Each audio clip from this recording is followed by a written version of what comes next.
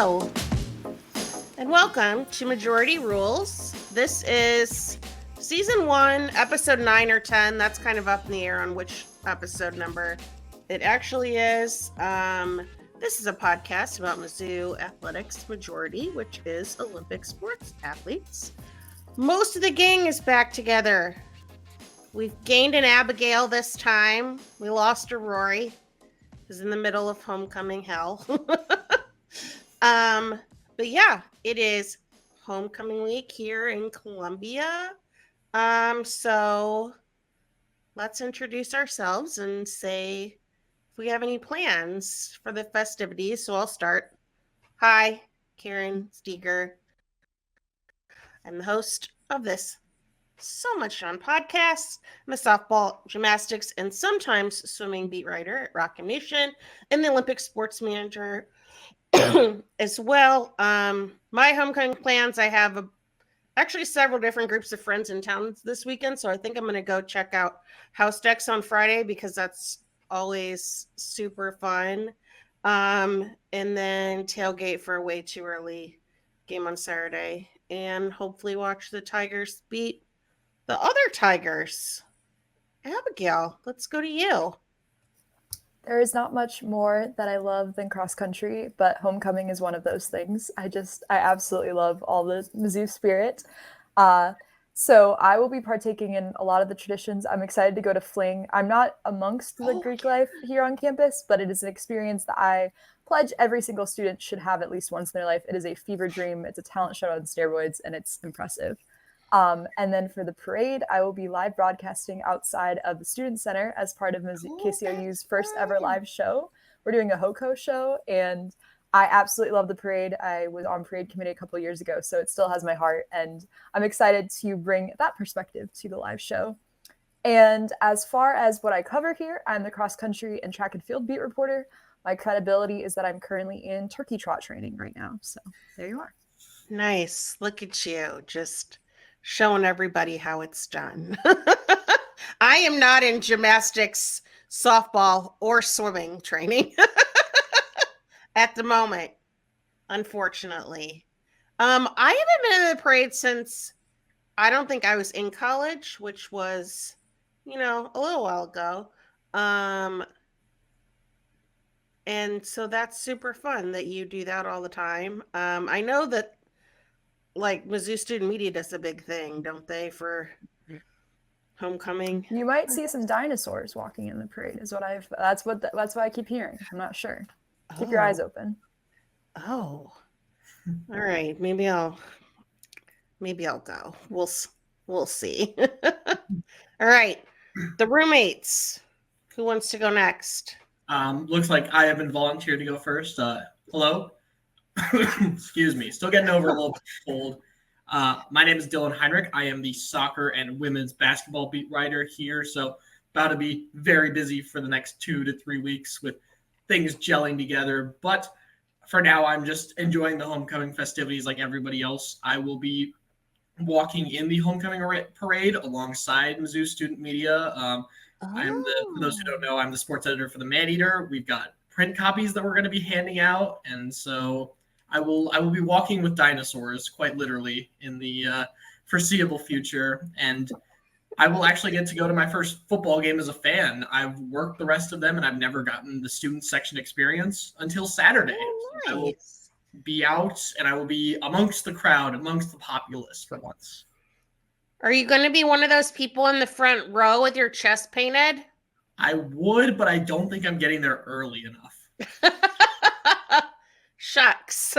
You probably aren't seeing me on the big board, unfortunately. I don't think I'm going to go that crazy. And then Matthew? Trying to steal the show, aren't you? Oh, I'm Matthew Gustafson, the volleyball and wrestling beat writer here at Rock M, and also the secondary baseball writer now. And for homecoming, I'll be in charge of dragging this person out of the apartment early in the morning because he is never on time before 11 a.m. is what you said, right? 11 a.m. Never on time before 11 a.m. Shots fired. Where I will also be walking in the homecoming parade for MSN. It's too early for a homecoming parade, man. This has to be at least noon. I will admit, I did wake up late for the homecoming parade last year. That will not happen this year.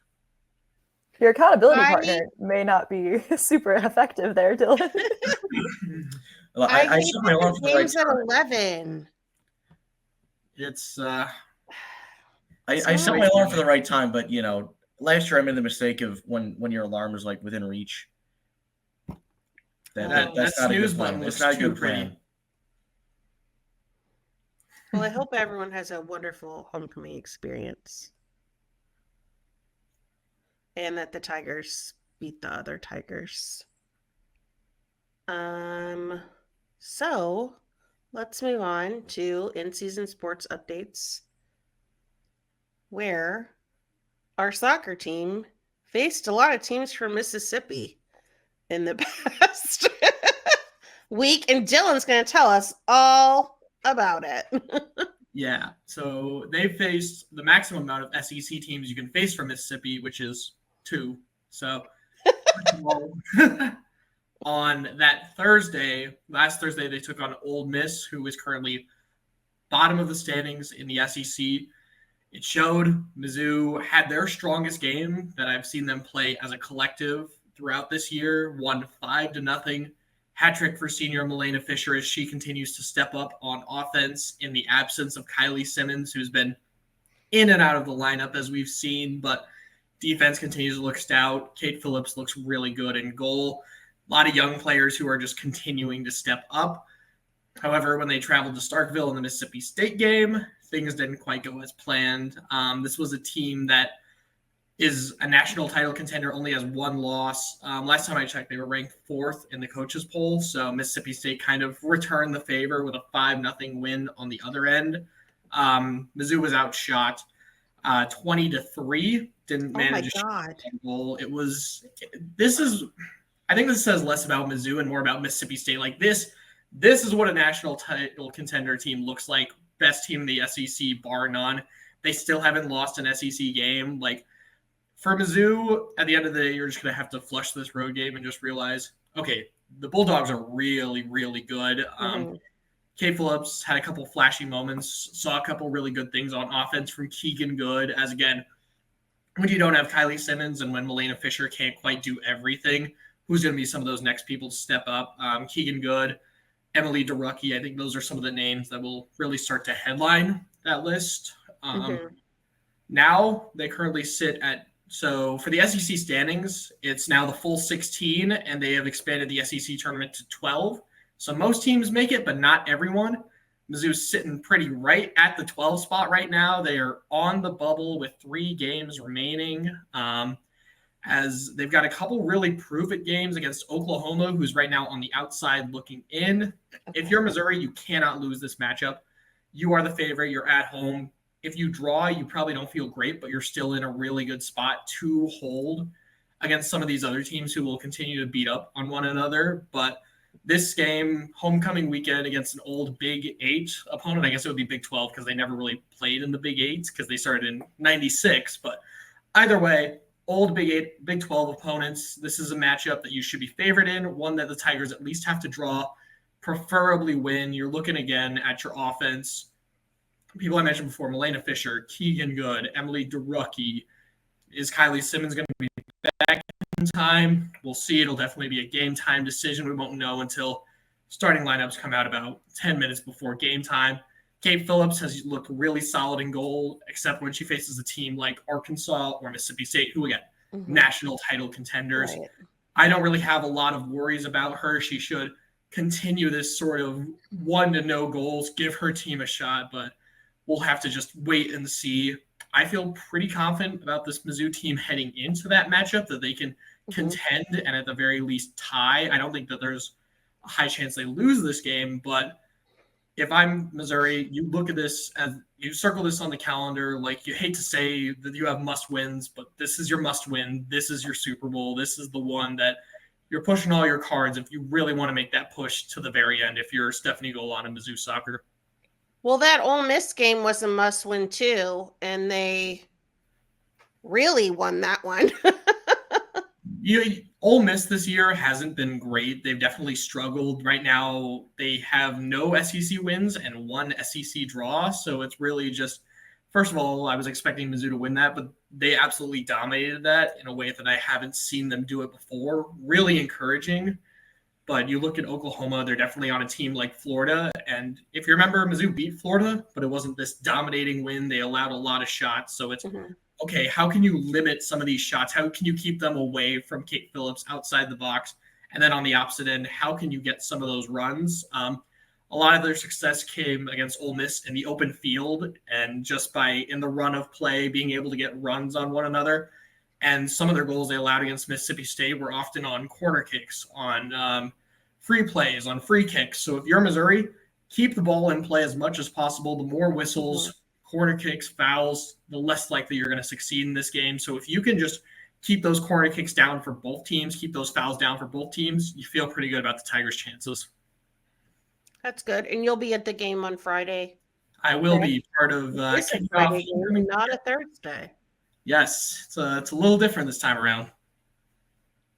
And then as for what you're working on, another Tiger targets.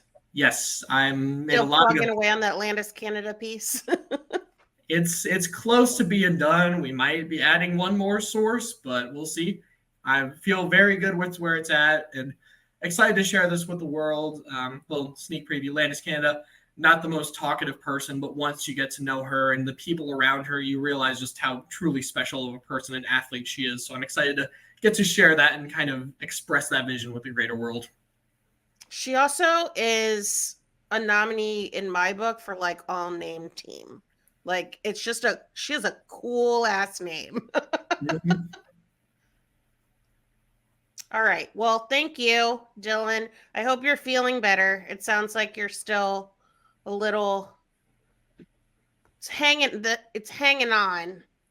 A fun fact that I did not know is allegedly colds can stay in your system for an average of 12 days. That's what a real life doctor told me today.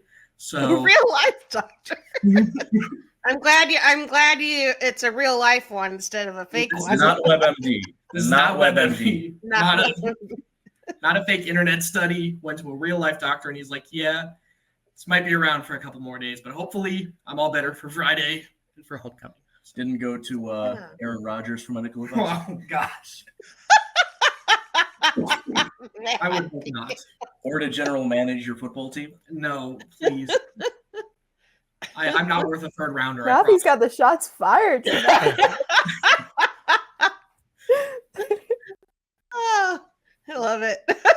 Look at him. He's so smug. You're excited, proud of yourself. As a Bears fan, any chance I get to throw some shade at Aaron Rodgers, I'm going to do. He is very throw shadeable. Plus, these days it's really easy, right? He does. All right, Matthew. On to you. All right. Volleyball. What a difference a week makes. Oh my gosh. The Tigers are rolling. So let's start with SEMO on Wednesday. I know there's probably not a whole lot you can really gain from that matchup as much. Though my dad did say that on the broadcast, they said that SEMO is in contention to win the OVC. Is that the right Ohio Valley conference? Yep. Mizzou just kind of embarrassed them. So this was a get-right game for the Tigers, and they end up doing what they're supposed to. They sweep.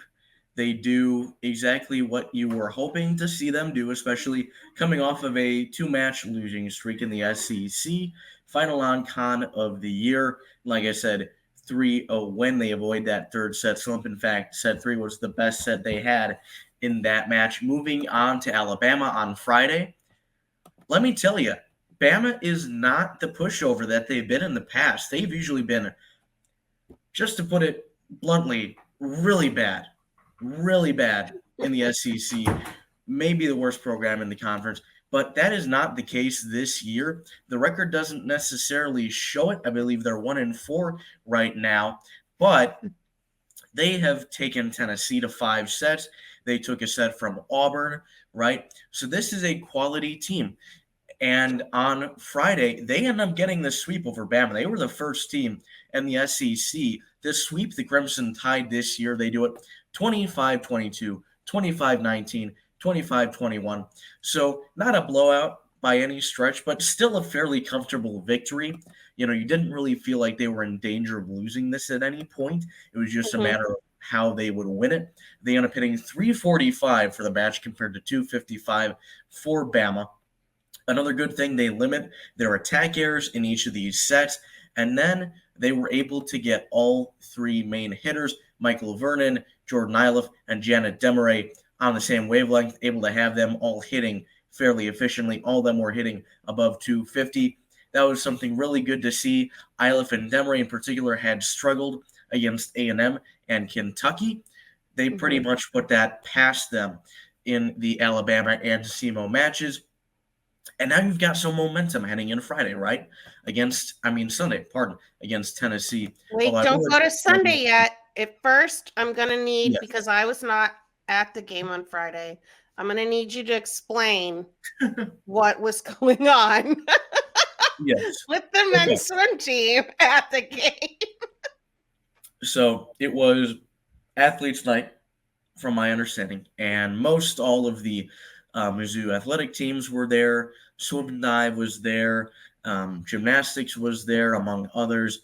And men's swim and dive, to be specific, does this thing where they put on 25 layers of clothing, and for every point that Mizzou scores in a set, they will remove a layer. So what you're seeing here is the end of the process, in which they are now all in their swimming Speedo attire. And this is celebrating Mizzou winning a set. And I believe that they did this last year as well.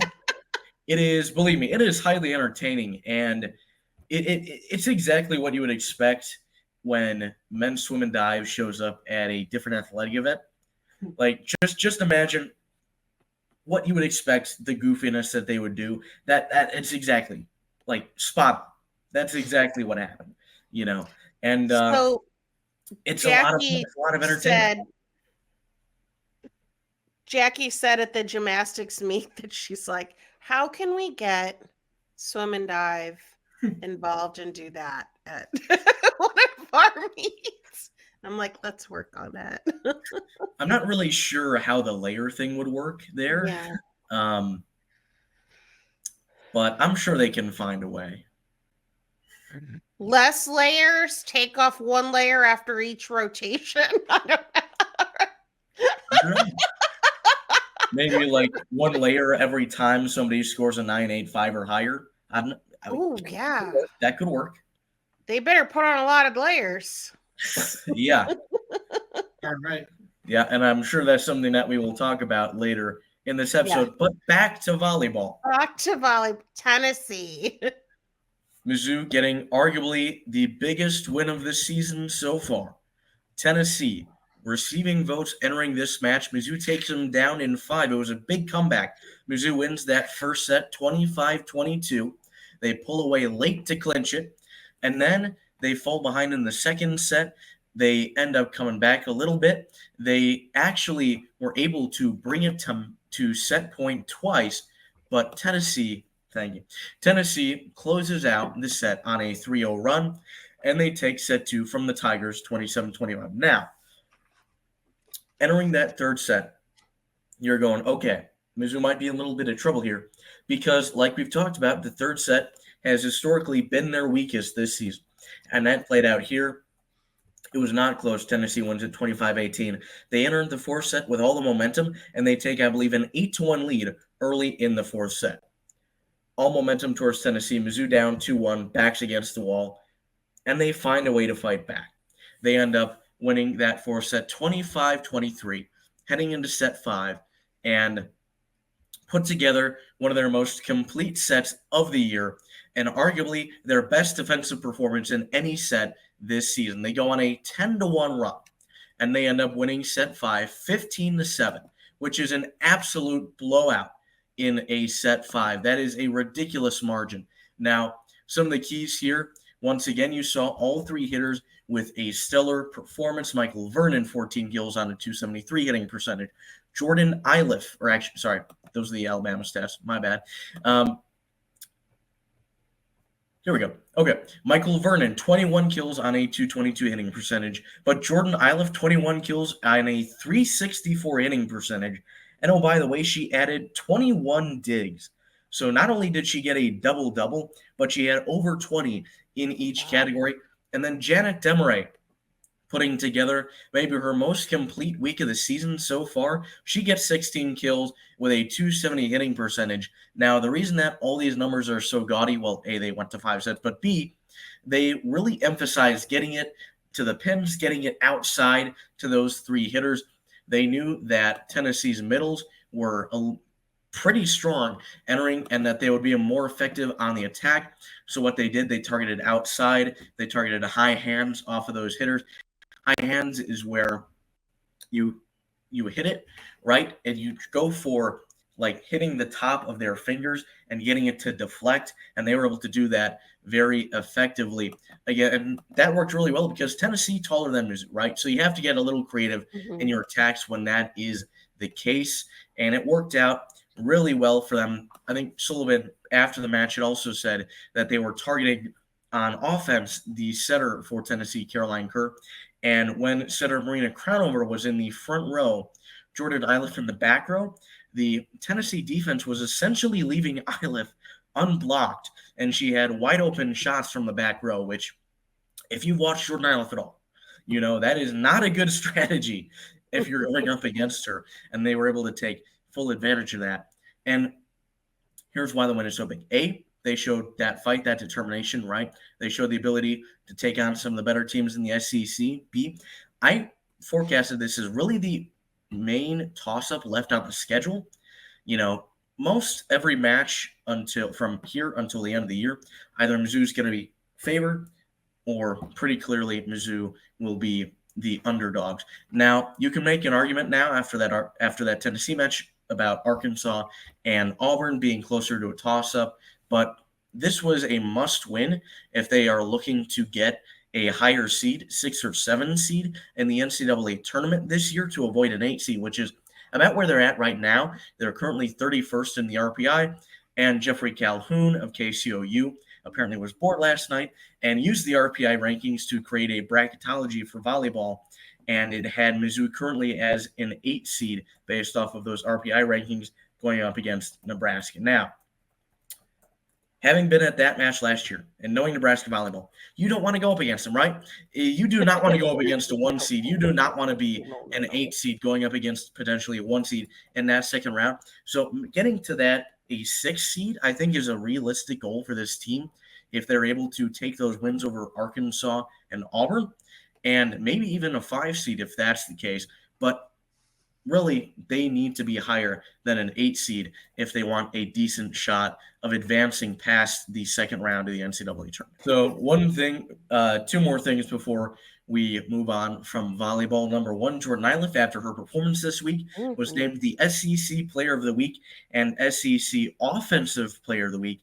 Number 2, Marina Crownover, the starting setter now, was named SEC Setter of the Week for the second time this season. She is the first Thank you.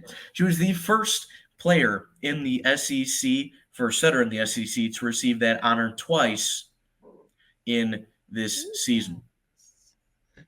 2 times. That's awesome. So they finish up their homestand against Mississippi State weekend. Yep. Who, again, I will not sugarcoat it. They are not very good. This should be a clear win for this Tigers team and would be a pretty big red flag if they don't. My expectation entering the match would be a sweep, especially with the way the last week played out. Maybe 3-1 if they struggle in that third set. But a sweep and really putting their foot on the gas would just continue to show this team is for real and they are not messing around.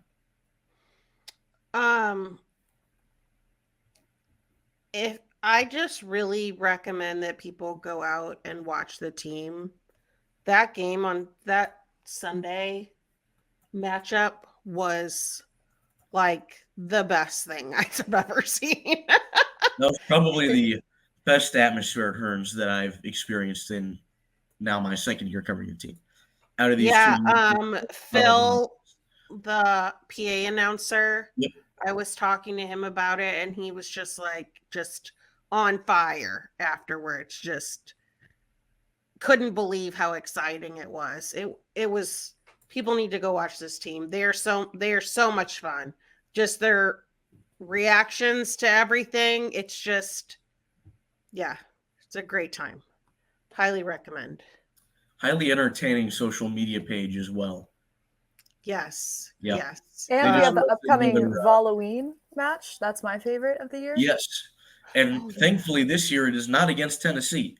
No. That was the unfortunate timing last year, is that they had to have Halloween just based on the schedule. They had to have it against Tennessee, which, as the Lady Vols kind of, you can interpret it multiple ways there. So no mistake here. Halloween is about volleyball, Halloween, and it should be a lot of fun. I don't think that they'll have pumpkin jerseys, but they did do like a video, photo shoot thing at Pumpkin Patch last year, because they had video with Janet Timmerman, dancing around with a pumpkin on her head. Yeah. So we will have to see if we get that again this year. One last thing, Matthew. I know that you did another interview for your award-winning Over the Net series. It should be award-winning anyway. So tell us who you talked to. So this week I interviewed Mizzou Volleyball's Director of Operations, Emily Garrett. She has a wide variety of job responsibilities, from arranging travel, helping the coaches with game film, to kind of leading the charge on the analytics side of things for the team. So we talked about analytics, especially as part of her job duties. Her background, I did not know that there are a ton of people from Illinois State University in the athletics department right now. And she told us a really funny story of the first time she met Dawn Sullivan. And we also talked about a bronze turkey. Interesting. Did you talk to her about her thesis also?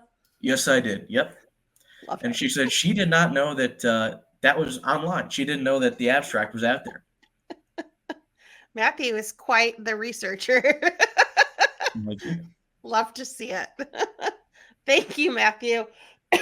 Abigail, cross country. Do you know what week it is, Karen?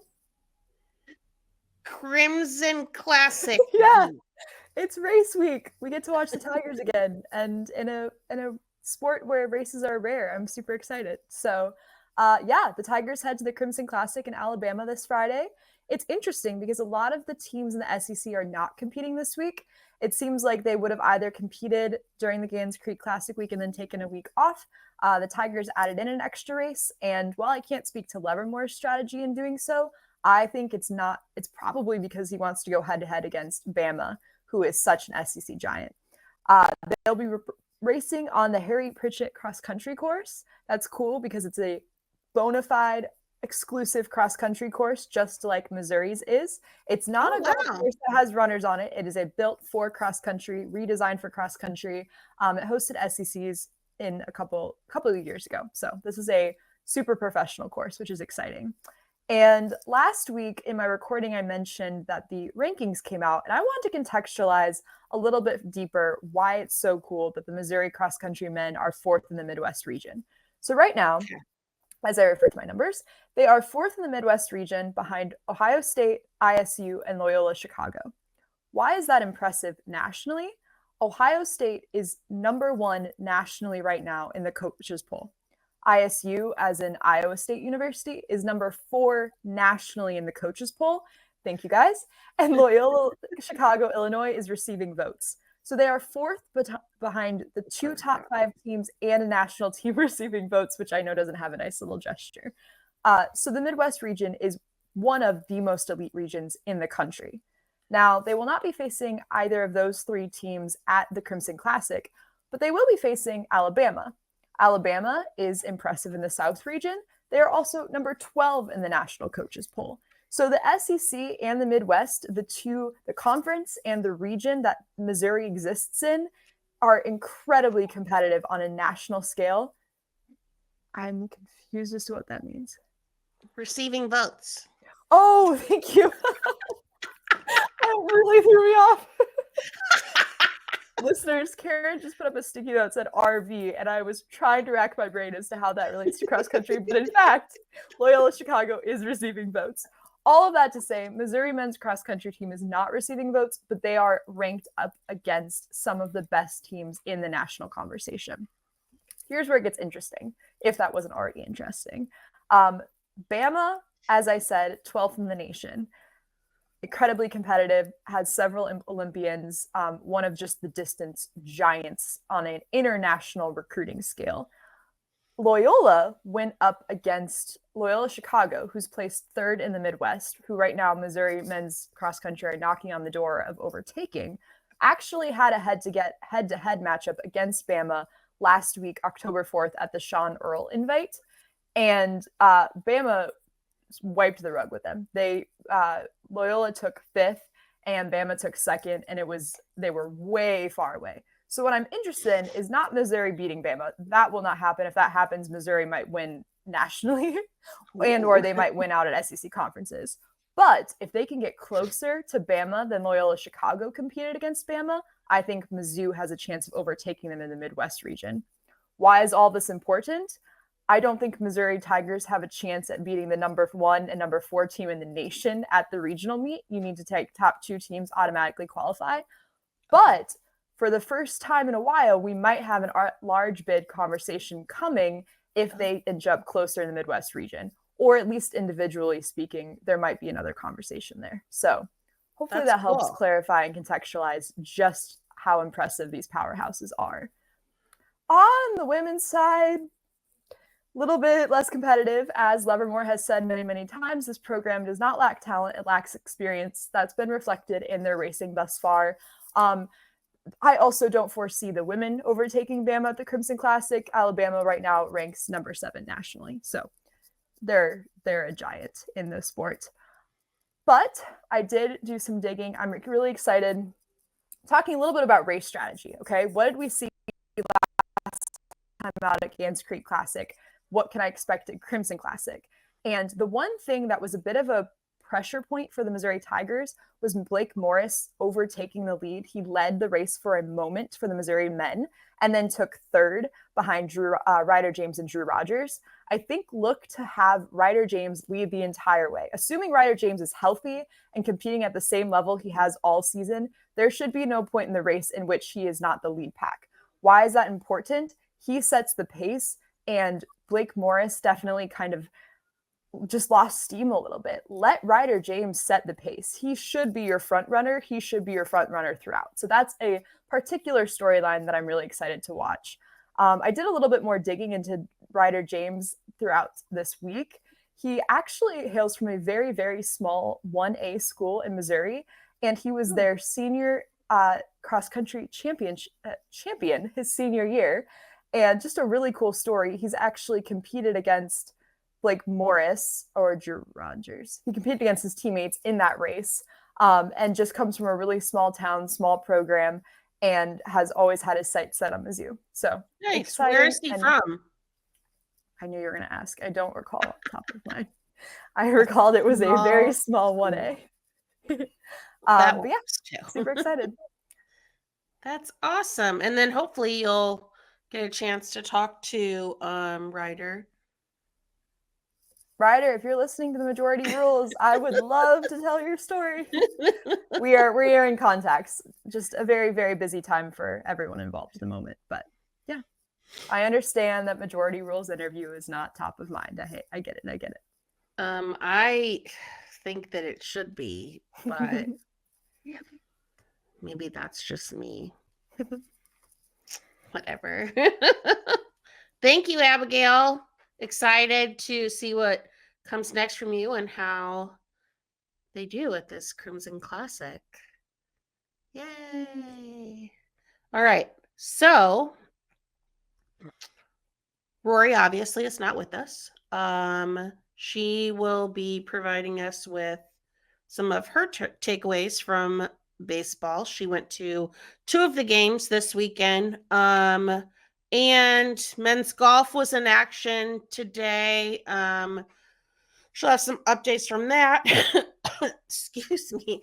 And also some swim and dive updates. So let's backtrack a little bit to baseball because Matthew went to a fall ball game. That is correct. And I just want to hear a little bit about your experience watching the Tigers play against the Tigers.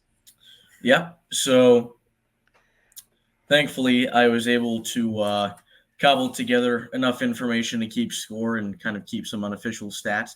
And just remembering some of my main impressions, Jackson Lovich looks like he is going to be the undisputed leader of this offense. He had a solid outing in the game that I watched. From what I saw from Rory, she was impressed by his performances over the weekend. He was a really solid piece last year. I believe he's a junior now, so I would expect him to be the main contributor on offense. Somebody else who may step up this year into a bigger role, Jarrett Curtis, the center fielder. We know that he's got some speed, but he hit 2 home runs, including a leadoff home run in the first game of the Fall World Series. So you may see more of a power-speed combo from him this year, which would be really intriguing. It adds a different dimension to this team that I don't think they necessarily had last year. And then Cameron Benson is going to be another name to watch in the outfield. Transfer in from Memphis. He put together some very impressive numbers in the Coastal Plain League this summer. And usually when you do that, you're going to be really good in collegiate baseball after that. So I think he's set up for a really good year. I think that he went 1 for 4 on the day that I was there, but he hit 2 fly balls to the warning track, and the wind was kind of working against him from what I could see. So he is going to be another guy who can provide some solid pop in this lineup, probably be somewhere between like the 3 and 6 spot in the lineup for the Tigers would be my guess, unless they want to go Curtis and Benson to lead off the order. And then on the pitching side of things, I was very impressed by Josh McDevitt.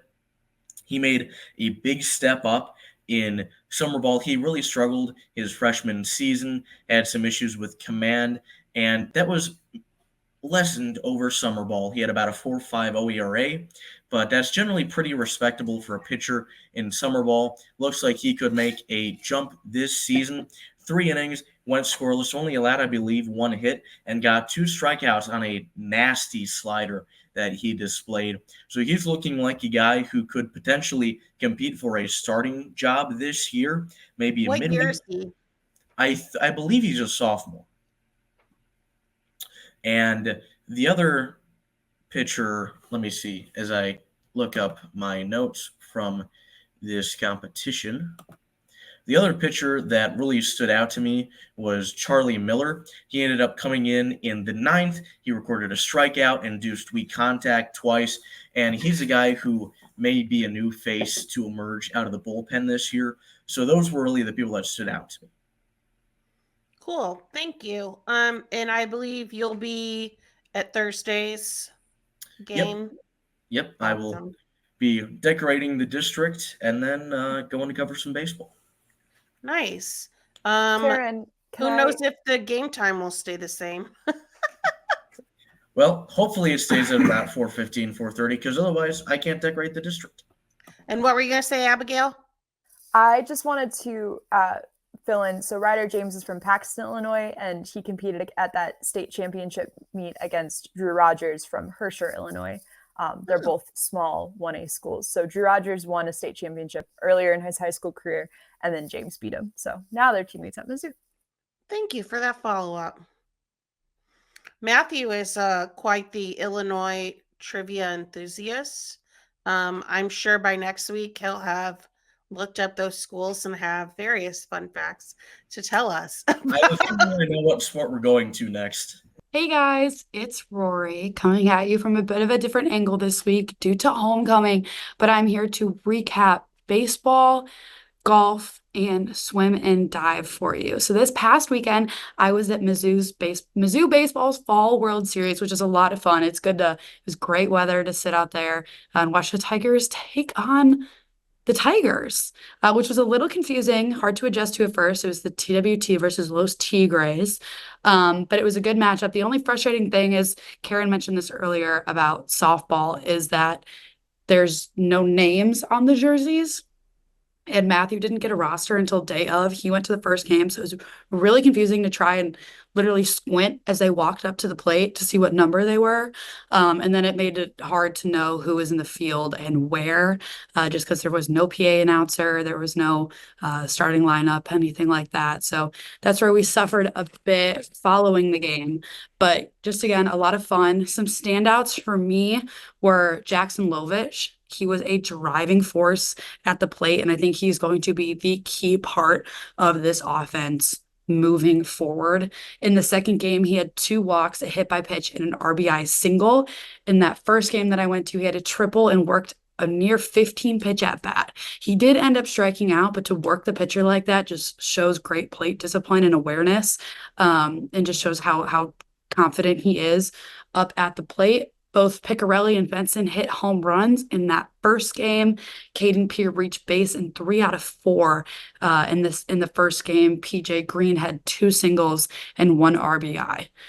So those were my takeaways from the 2 games at the plate. When it came to the mound, there were a ton of transfers that had their first appearances this weekend, which I thought was really cool. You got to learn about them more. You can find more about those transfers on my Twitter, actually, from when they came in, and a little bit more information about them. One of the transfers that stuck out to me was Jalen Merchant. So he struck out 2 in the bottom of the 8th inning to end the game and deny a walk-off for the Tigres. Now, bottom of the 8th inning sounds interesting when I say he denied a walk-off, but it was interesting. I don't know if this is a rule that they do in fall ball a lot, but they played a double inning. So in the 8th inning, every run counted for twice as much as it was worth, and then there was no 9th inning. There were still 3 outs. Well, actually, what they do in this World Series is there's 4 players that come to the plate per inning, no exceptions. You can leave the runners on base.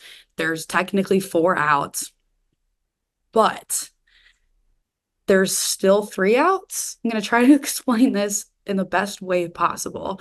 So you have your 4 batters that lead off the inning. If those first 3 all strike out, 3 outs. Starts over.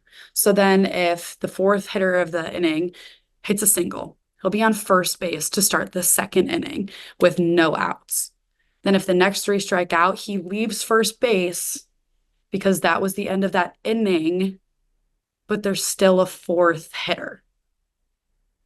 Kind of confusing to follow along. I got lost in that first game that I was at, and I messed up the score a little bit, but by the second game, felt more natural, was under control. So you can learn more about that in an article that I will have coming to you guys shortly, with just a bunch of takeaways from me. But again, it was a great showing. I think there's a lot of potential with this team.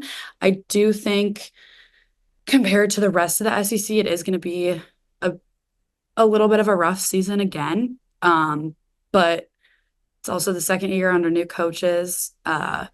It's a completely different looking team. A ton of transfers came in, and we also had a bunch leave. So getting to go to the Fall World Series this weekend and kind of see how the team is looking was definitely interesting. That first game that I was at was a complete pitcher's duel. The final score was 4-4. So there was play at the plate, but it was definitely pitcher dominated. That second game there was some struggle of command for TWT in particular, where they definitely suffered, and that one was more of a hitter's game for that time around. But I will say a pitcher that did have a great game, and that second one was Nick Smith. Now, he's been a constant reliever. However, he started the game for the Tigres and went 3 innings and gave up no runs. If you look at the box score, there were 2 runs scored in that second inning. However, they were off in error by the first baseman, which is why they both reached base and scored. So won't hurt his ERA moving forward. But if we switch gears into a bit of a different sport that happened this weekend, we can look at swim. The Missouri Tiger women's swim and dive team headed to Fayetteville, Arkansas this weekend and produced a huge win, winning by a score of 174 to 125. They had 27 swimmers end up on the podium in some capacity and won outright 11 events. So I kind of compared this to the black and gold meet results, and then I can just give you some straight up results from the weekend in Arkansas. But Lena Blank, she was actually faster in this meet than she was in black and gold, and her best is ranked 4th all time, which is a 59.97 at the meet. She swam a minute 41. So the fact that she's already close to her personal best, which is 4th all time this early in the season, is a huge sign moving forward. Her 200 breaststroke was also faster by a whole second. And we think, Karen and I have been looking at this, we think that might have been her personal best at Mizzou. It's kind of hard to find records, so I don't want to absolutely say yes, but that is definitely what it is looking like. Francesca Smith, also a sophomore, she's a sophomore, swam the exact same time at the black and gold meet in both the 50 free and the 100 free. Also, another one that could be a personal best came from that 100 freestyle. The only one we could find was from her freshman season, which was a 50.19, and this one was a 50.06. So we believe that was a personal best. Maeve DeYoung, she's a freshman. She was really close to her 200 back time and 100 back time from the black and gold meet.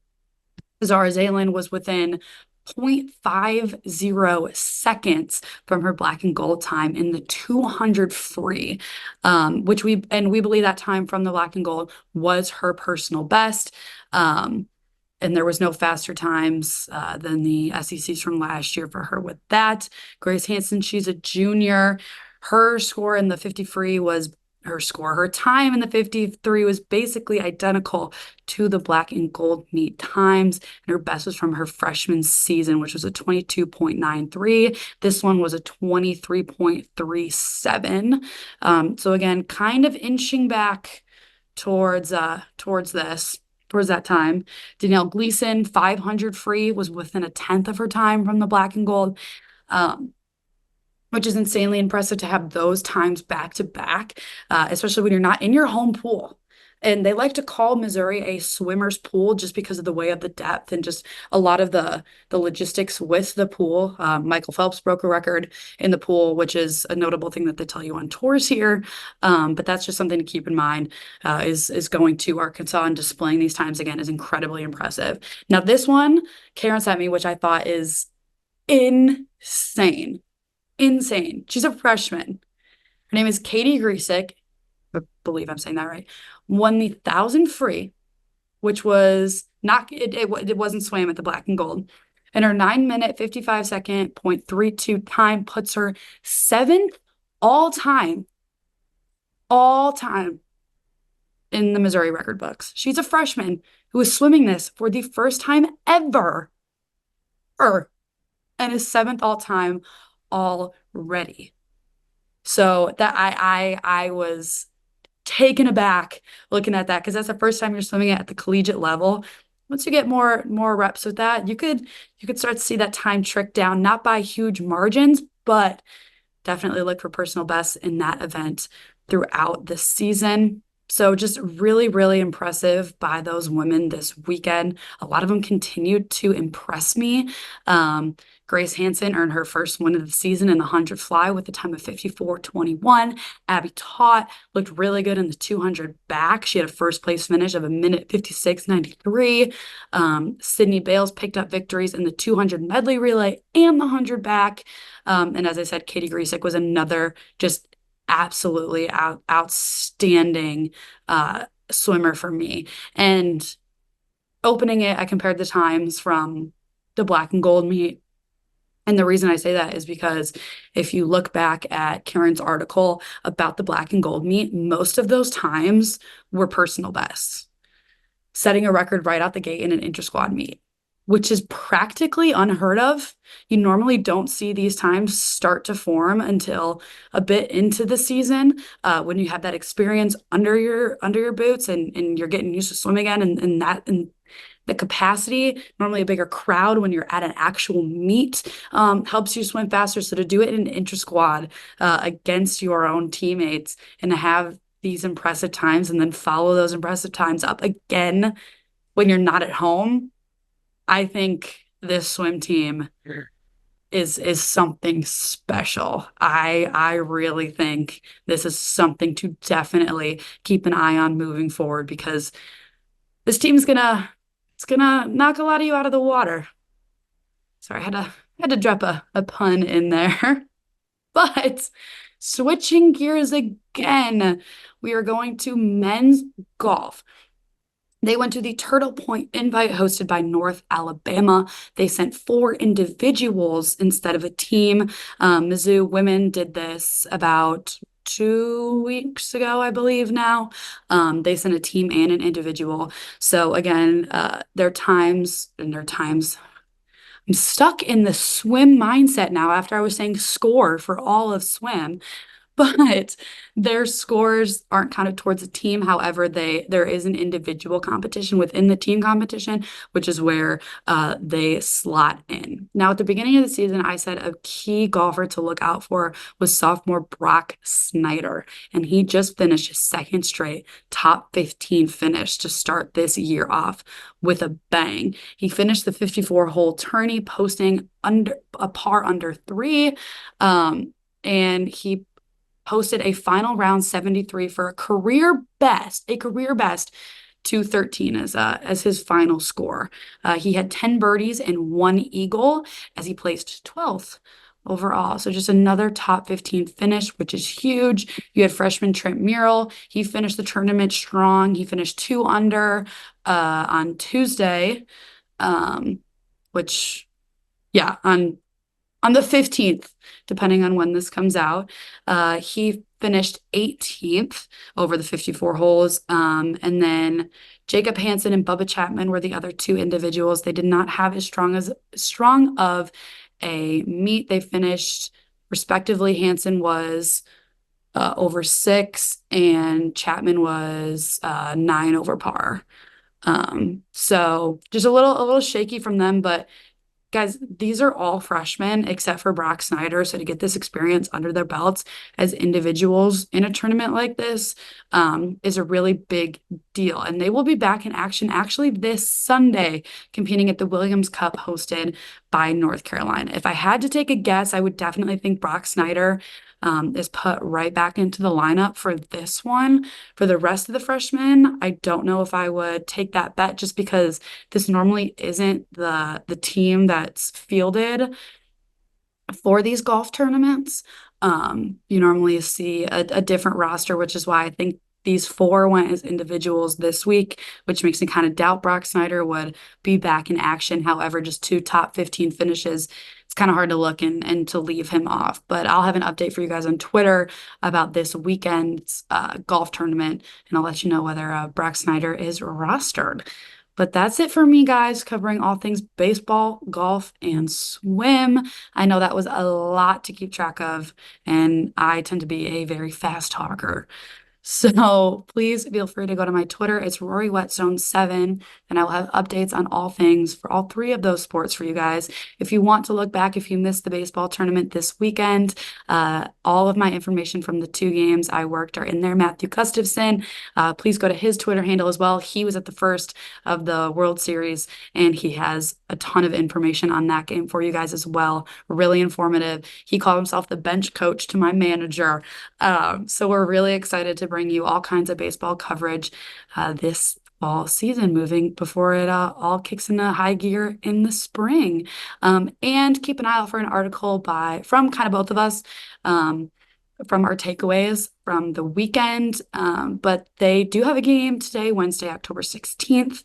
So I'll try to keep you posted, but unfortunately they don't love to post on social media about the games. Take that as you will. So I won't have probably stats from each player, but I can see what I can find. But as always, thanks for tuning in, guys.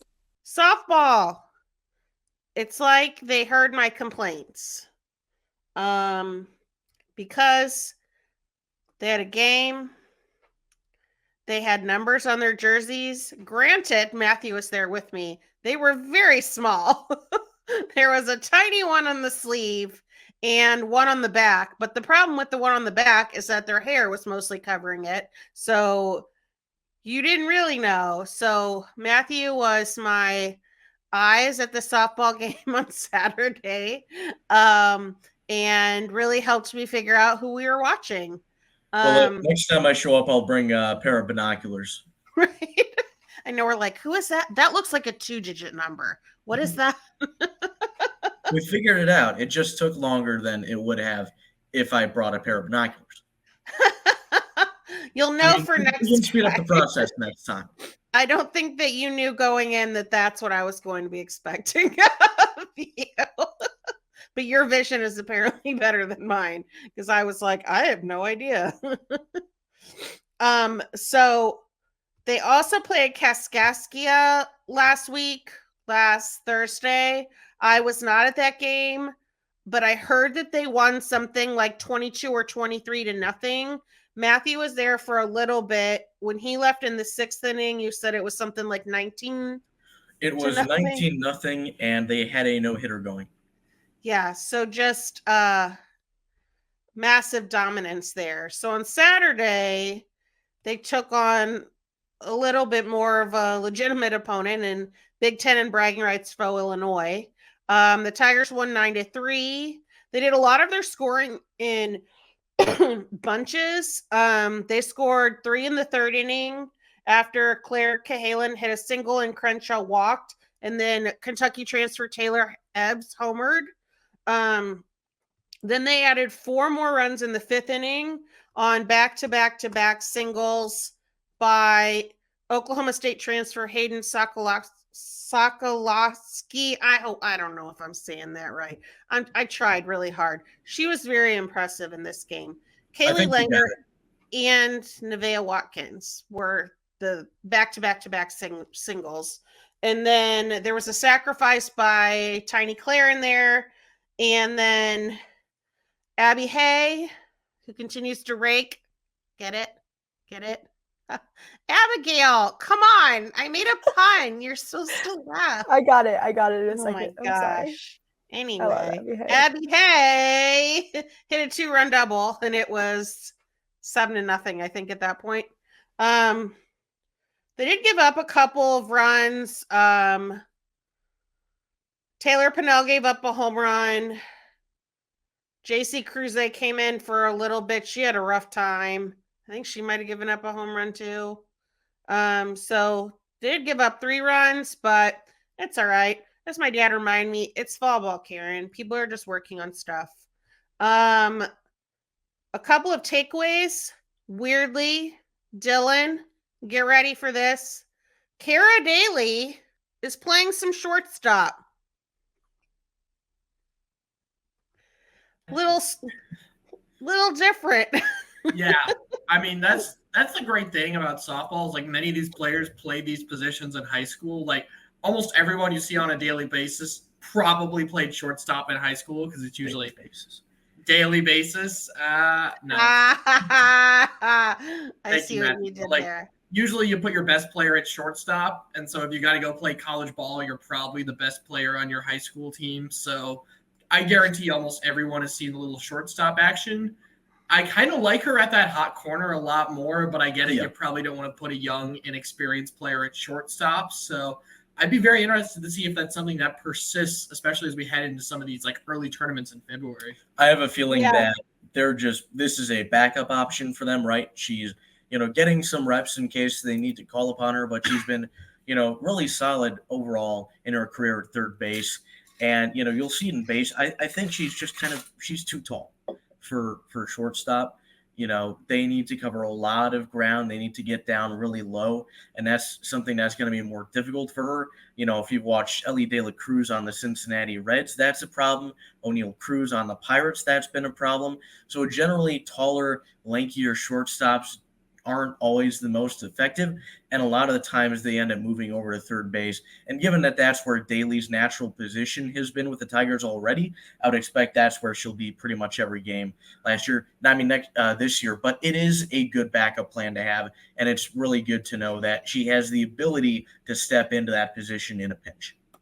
So what I read, interestingly enough, from some Mizzou softball insiders, is that one of the reasons why they're having her play shortstop is because Larissa Anderson likes Madison Walker best at third.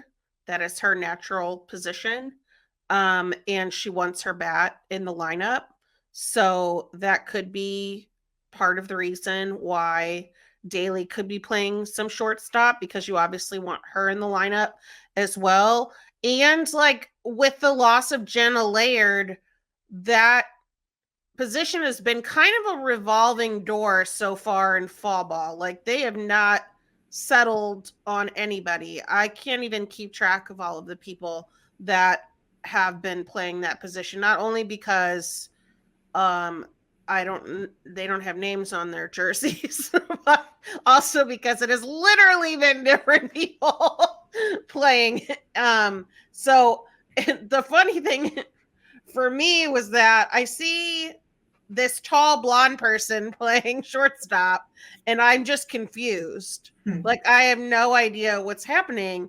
And so I'm like knocking on the glass trying to get Eric to tell me who's playing shortstop. And he comes in and I was like, who's at third? Who's at short? And he was like, yeah, so Kara's at short. And he's like, I don't know. I heard she made some good plays, so seems like a good idea. Who's on first? What's on second? I don't know who's on third. I mean, I think it's very interesting with the Madison Walker thing, because obviously you want her bat in the lineup. You want Stefania Abriscato's bat in the lineup. But you want to put Julia Crenshaw at catcher. Obviously, you want that senior voice behind the dish. So it's how do you put both Madison Walker and Stefania Abriscato, who are usually your DPs or DHs, in the lineup? So that means you move Madison Walker to third, you have Stefania DP, then Cara Daly's got to go somewhere. And so I guess. But then where does Hayden go? Because you're going to want her bat in the lineup too. I think there's a lot of question marks. Definitely. So many question marks. Do they have Hay at first? Hay did so well at first. Okay, Yeah. good. Yeah. I don't think they're moving Abby Hay. Was so confident in that position last season, even just as a freshman. She's at first. Ebbs is at second. Several different people have played third. A boatload of people have played short. Outfield, it's kind of hard to tell who's been out there. The only people that have been, Claire Cahalan has pretty consistently been in left field every game I've been at, and is out there like pretty much the whole game. Nevaeh Watkins has been in right a lot, but they have put in some other people. Center has been Kaylee Langer moved from right to center. But I think other people have been going out there as what, like, it's like once the 7th inning hits, since they are playing 10-inning games, like coach just like everybody's batting, everybody's changing positions, and it's just like wholesale changes every single inning, and it makes it very hard to figure out what is going on.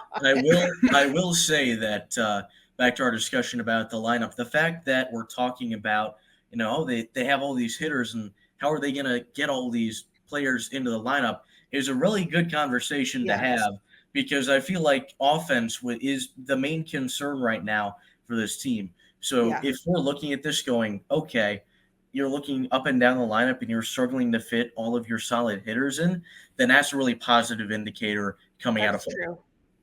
Now, I will mention this. I did also find this out. So I have been asking the last couple of weeks, asking about where Marissa McCann is, since we have not seen her pitch. She apparently had off-season surgery. She should be ready for the season to start. She and Maya Dodge both had off-season surgery. So, like, you see both of them out in the dugout, celebrating and stuff. But I thought I was going crazy. Like, I was like, how am I just, like, going to these games and reading what some observers have to say, and not a single person is talking about Marissa McCann? Like, what is going on here? Apparently she had surgery. So that's what's going on with that. They play Missouri Southern University on Friday, I believe. I will not be at that game because I will be at House Decks. So best of luck to the Tigers in a game that they should easily win. Let's switch over to off season, out of season sports updates. First up, women's basketball. The SEC Tipoff starts tomorrow afternoon for our fair Tigers. Yes. Dylan, who is with Coach P in Birmingham. I mean, no real here. It's Ashton Judd, Grace Slaughter, the two faces of your program, the two homegrown Missouri girls. Ashton Judd actually is now tied with Avery Cronkey for the longest tenured Tiger on the team, which kind of feels crazy to say, given they're only juniors. I know, right? But, I mean, that senior leader, you can expect a lot, her to be very vocal, especially in the backcourt this year. Grace Slaughter expected to take a huge step forward, especially in her three-point shooting. Just her size that she brings is kind of that wing to the SEC. I think is going to fit her quite well. Maybe don't put her too much in the post, but if you can keep her out in that three-point range and into that mid-range, expect a lot of success. But these are your two faces of the program. It definitely feels like a 1A and a 1B option with a lot of question marks around them. There's a lot of returning from injuries with Avery Cronkey. Demila Brown is playing again after the denial of the transfer request thing, blah, blah, blah. So mad still. A lot of new transfers, a lot of players who are still trying to find their roles. So I know you're probably going to ask me anyways, but I'm trying to put together a piece to kind of say, all right, here are some of the questions we've got about this roster and about everything. Here's what we know. Back to your initial thing, SEC Media Day, they're going to be out there for 2 hours. I don't know how much of that coverage will be made to the available public who's not actively there, but I will get everything I can, try and put together as much as I can find and see, especially interested to see what Coach P thinks about this team in a very pivotal year for this program. Preseason poll came out, right? Yes, the Tigers in the preseason poll are number 15 in the SEC. They rank just above Arkansas. Although I do think that a lot of these polls, it's interesting to see, but I wouldn't put too much stock into it. I wouldn't go ahead and say they're going to win the whole darn thing, especially with teams like South Carolina and LSU. But I think there's a lot of room for them to move up against a lot of these other kind of bottom teams, like you see your Georgias, your Mississippi States that are like, okay, how really good can this team be and how big of an impact, especially can the transfers have? Mm-hmm. Yeah, there really are just a ton of questions about the women's basketball program. And we really haven't, I know you got to go to that one practice, but it's been pretty quiet, except for they've done those cute little videos where you get to know the players a bit more. But we don't really know anything. So maybe we'll find out something tomorrow. I'm assuming we will. Stay tuned. We'll have some. One can hope. And then we just have just a couple more things. So gymnastics. Yay. I went to the gymnastics intrasquad on Saturday. It was awesome. Matthew came and joined me later, taking the action. These Tigers, man. Shannon was very impressed with how well they're acclimating and the improvement that they're showing for it to only be mid-October. I will share this video that Nate Salzman took of the 6 10.0 start value vaults that the Tigers have at their disposal. And Shannon said that they actually may end up with a couple more. So there may be more than a lineup worth of them. Let me turn off that. Okay, I gotta go back to the so even added text here. So we have Elise from Towson, Hannah Horton, Jocelyn, Grace Ann, who did not do Yurchenko 1.5 last year. And then Kaya does this different sort of vault, which is also a 10.0 start value. And then you have Amari. So just really impressive. Also, really good landings. That's something that Shannon stresses so much, is the importance of sticking the landings. And I know they're like kind of, it's not real right now, but they're doing a really good job here. And I'm just really impressed. I was going to say that Tanskinen one looked like at least a 9.85, if not a 9.9 to me. I like it. And I mean, she's a freshman, so. She is a freshman. That's very impressive to me. So we didn't see full out floor routines because, again, it's mid-October and they have to work up their endurance for those. So some of the floor routines, they have their music, they're starting to do it. They stop the music, they run over, and then they do their pass like to the side. So instead of going diagonal across, they're doing a side pass, but they're still practicing that part of it. We 100% are going to have a new viral floor routine that may even beat Kennedy Griffin's Destiny's Child 1. Hannah Horton is doing a Michael Jackson themed floor routine, and it is freaking incredible. Just like moonwalking, the Thriller dance, the Smooth Criminal with the fake hat, like it is unreal. It's so awesome. I asked Jackie Turpak about it, and she said the key's going to get her to like really believe and like get herself into the mindset that she can do it. But it looked so good. The music was awesome. Saw Addie Lawrence perform on balance beam for the first time since freshman year because she was out all season last year due to major hip surgery. She looked incredible. I'm pretty sure that was her first full routine that she'd done in front of like a crowd since her surgery. So the team reacted really excitedly about that. Everybody rushed over. What else? Couldn't really see bars because they have 2 sets of bars in the Tiger Performance Center. And when we first got there, they were using the set of bars that were very easy to see. So like we saw Mari Celestine with her patented Celestine Dismount, which is actually named after her. So that was beautiful to see. But then they moved over to the other bars, which you like can't see. So barely saw anything of the other bar routines. But yeah, it was awesome.